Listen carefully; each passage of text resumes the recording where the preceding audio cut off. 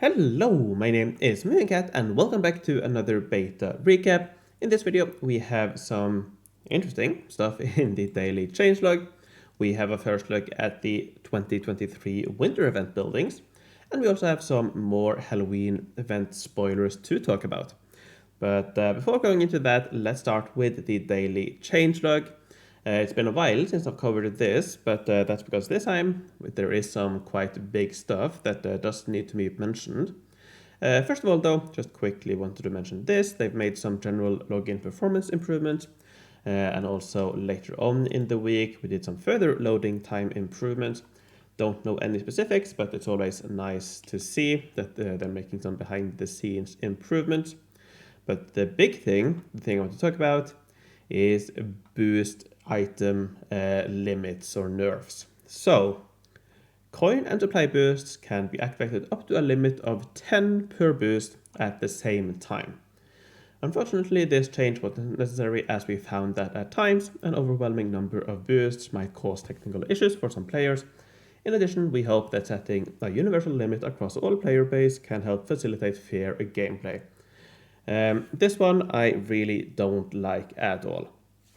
And just FYI, the technical issue is that if you are able to collect 2 billion or more coins or supplies at once, well, you can't. The way they do it, they store the number in a 32-bit signed integer. So the maximum value there is just above 2 billion. So if you apply a lot of boosts and that will mean that you collect over 2 billion, for example, you can't use the collect all, and you would have to manually collect buildings. I don't think you can get a single building above 2 billion, but who knows, that might also be possible, in which case, yeah, there's quite a big problem there. So the way they decided to solve that issue is to simply limit how many you can activate at the same time. Now, yeah, personally, I'm really not a big fan of this. I haven't used it a lot, but in the past, I've saved up a lot of coin boosts, used all on one day to create a big supply of coins. It's a really nice way to get a lot of coins, but now, unfortunately, that has been removed and you can no longer do that, and that really sucks. So what I want to say also, you do still have around a week from the time of this video to do this. So if that is what you have planned to do, you still have some time to do it, because this will come out most likely with the next update, which is in around 1 week. On beta, it still doesn't look like it has been on live. Sorry, it doesn't look like it has been added yet, so it's not hotfixed as far as I can tell. So if you plan to spend a lot of coin or supply boosts or both, do that now in this week before they remove the ability. So yeah, and also I don't really understand the help facilitate fair gameplay. That one I really don't understand, because, well, it's really powerful to apply a lot of coin and supply boosts, but it's a strategy. It's a very old strategy, something I've been aware of since I started 5-6 years ago. So I don't know, I don't really get this, I don't really understand the help facilitate fair gameplay that they're hiding behind that. But I do understand, unfortunately, that it is the quickest way to solve the technical issue, which is unfortunate. I do wish they could find a better way to do it. I'm sure they could have, but that's what they decided to do, simply the easiest way to do it. Now, moving on, the next one here, every type of army boost can only be activated once. So in the past, you could only activate 1 attack boost at a time, but defense boosts you could activate as many as you wanted, and they would stack. To ensure fair play, they have decided to add this limit to all the boosts. Now we do have a few different types of boosts now, so we have attack, defense, also the the pirates attack and defense boosts from the pirate event. So yeah, now we can only activate 1 boost of each type at the time. This one I don't mind as much. I always found it weird that you could you could use as many defense boosts as you wanted. So yeah, this one I don't really mind too much. Although I do suppose that for Guild Expedition, it's as I understood it, it was a strategy that some people used to get through level 5. So I suppose that is no longer available. But yeah, this one not that mad about. This one I really don't like the other limit. Now, as slight compensation, you can now activate coin and supply boosts in bulk up to that limit of 10. So at least that is nice. You don't have to activate 10 separate times. You can just activate or click on it, select how many you want to activate up to 10, and they will be activated. All right, that's the coin and army boost item nerfs. Again, if you want to use the trick of using all your coin and or supply boosts at once, do so in the next week while you still can't, because soon it will not be available anymore. All right, let's move over to some more fun stuff, starting with the winter event. So here we have quite a few buildings to look at. We have the building from last year, where we have 2 more additional levels, so golden levels, which is the first time you see that in a branching building, as far as I can tell, that it's getting an additional upgrade, so that's nice to see. So we have, 2 more variations depending on which option you chose last time. It would be interesting if you could kind of cross upgrade to the other one, but I imagine it'll just be a golden upgrade, and depending on what your level 11 building is, it will just upgrade to the golden version of that building. And looks like we also have one for the Nutcracker Guardhouse, which will be very interesting to see. Now for the new buildings. We have 6, I believe. The main building is 4x4. It has 12 levels, 1 silver and 1 golden level. So 10 regular levels plus 2 additional ones. Personally, I'm not really that big of a fan of the look. It looks a little bit, I don't know. In general, I've never been that big of a fan of the Christmas look. I find it a little bit messy, the style they've gone for in the past, and I feel like these are also a little bit, I don't know, too much going on. But it's perfectly fine. So yeah, here we have all the other levels up to level 10. And now for all the other buildings, starting, I think we're going to start with these. So these are, this is the same building. It is 3x3 and it has 4 levels. Don't really know too much more than that, but yeah. What does it say? Eggnog, I think it says. So some sort of eggnog store. Then we have a 3x3 building. We have another 3x3 building, a 3x2 building, and a 2x3 building. So probably going to be similar to what we've seen in the last couple of events. Wouldn't be surprised if, I don't know, let's say the main building produces fragments of these buildings perhaps, and these buildings produce fragments of these, or something like that. I wouldn't be surprised to see that kind of thing continuing to happen. We've seen it now in fall event, and I also wouldn't be surprised if we see it in the Halloween event. Speaking of which, don't really have too much more to say about the winter event for now. So let's move over to the Halloween event. Now, I think quite a lot of people have been, including me, been surprised that it isn't available yet, but I'm sure they're trying to sort out or iron out all the final details of the minigame. It's a brand new one, so that's probably why we're seeing this slight delay. I would guess, I'm quite certain that it will be out next week, because we're kind of running out of time now. The fall event has, 1.5 weeks left, so it kind of needs to be out on live in, within a month really, so they don't really have too much time. Anyways, we do have some more stuff, some more cards to look at. So there are 6 special cards here. We'll talk a little bit more about those in a moment. But Heal, Betrayal, Frenzy, Leech, Midas Touch, and Poison. Interesting, interesting. And now we also have most of the different cards. So as talked about in the previous video, I believe, or at least one of the previous videos, we have vampire cards, we have wolf or werewolf cards, witch cards, and we also have zombie cards.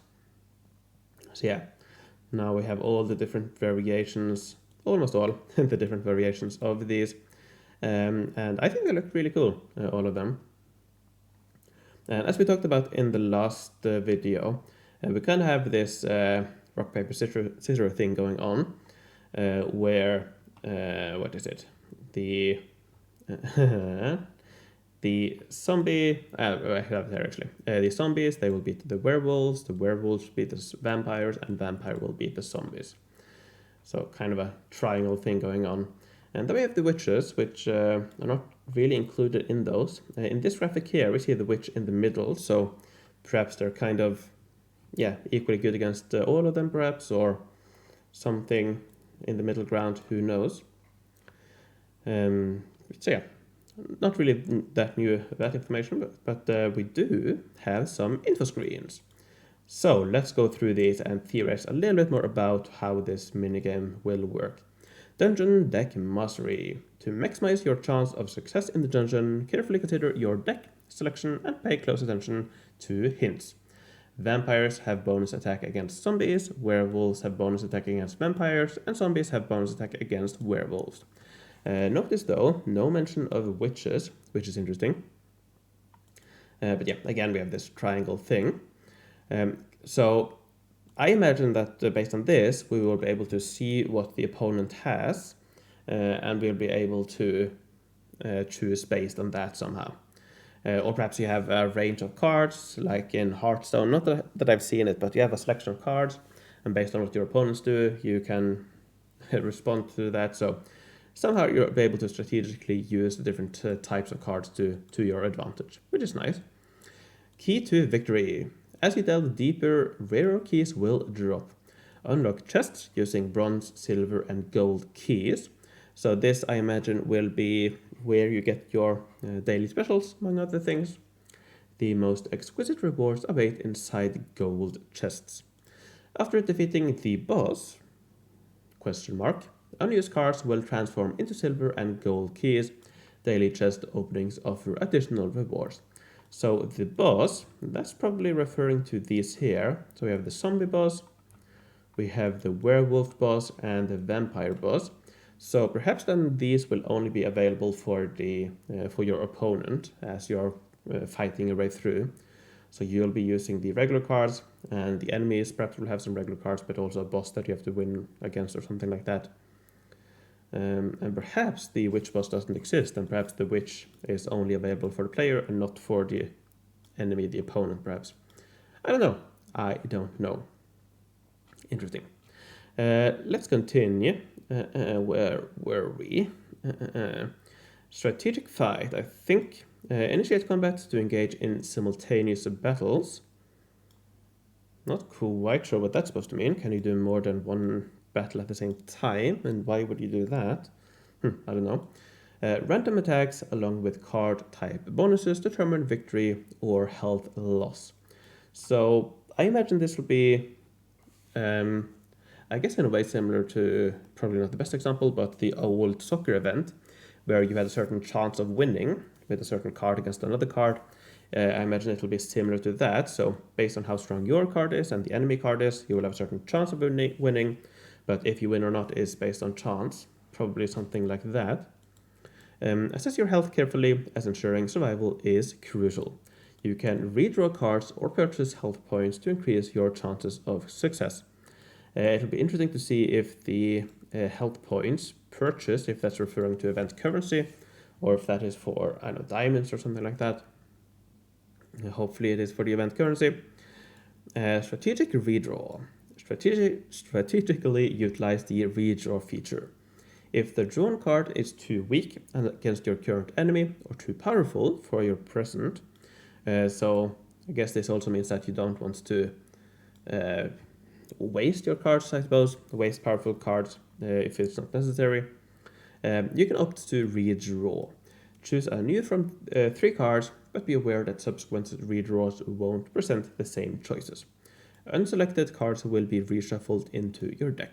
So yeah, I guess that means you will have a deck of cards that somehow you get more cards for, and then if you don't choose, for example, a too powerful card, it will go back to the deck and you can use it later on in the game. Ability cards. Harness the potential of ability cards to alter the game's dynamics. Obtain them for free by defeating special foes. Choosing to purchase additional ability cards provides a strategic advantage. Again, it will be interesting to see if this is diamonds or if this is with event currency. Enemies cannot attack when you use ability cards. Any unused ability card after defeating the boss will be transformed into golden keys. So this is another interesting question. When you are about to win, can you choose to purchase a lot of additional ability cards in order to transfer them into golden keys to open golden chests? That might be a cool idea if that works. And as for the ability cards, that's most likely these quote-unquote special cards here. So we have heal, quite natural, will heal your cards, I imagine. Betrayal, who knows, perhaps turn one of the enemy cards against the enemy, so kind of get the card for yourself, perhaps. Frenzy, who knows. Leech, perhaps leech or get HP from the enemy. Midas touch, don't really know. Poison probably makes the enemy lose a little bit of health each turn, something like that perhaps. I don't know, something like that. I'm not really that big of a, or I wouldn't say I'm not a big fan. I think I would quite like card games, but I've just never gotten into them. But it's definitely something I can see me enjoying. So yeah, I'm looking forward to it. We did have one more point here. Health bar. Vigilantly monitor your health bar. It's wise to consider acquiring health potions before engaging enemies. So we have some sort of health potions. Let's see, do we have icons for those? Don't see any health potions. Where are we? Some ability cards can also provide additional health points. Yeah, as we mentioned, the heal probably. Remember that your health is capped and cannot exceed the designated limit, so use them wisely and optimally. Alright, moving on, we do have some loading screens as well. First one here with the main building, definitely gives off Frankenstein vibes if you ask me. Here we have another version of the main building, and then we have the secondary building, which, as I mentioned last time, has 4 levels. It's 1 by 1. Yeah. And then here also we have all the other buildings, including the golden upgrade for last year's building. Alright, buildings, nothing new here, so I don't think we need to go through those again. So, I think that's more or less what I have to say.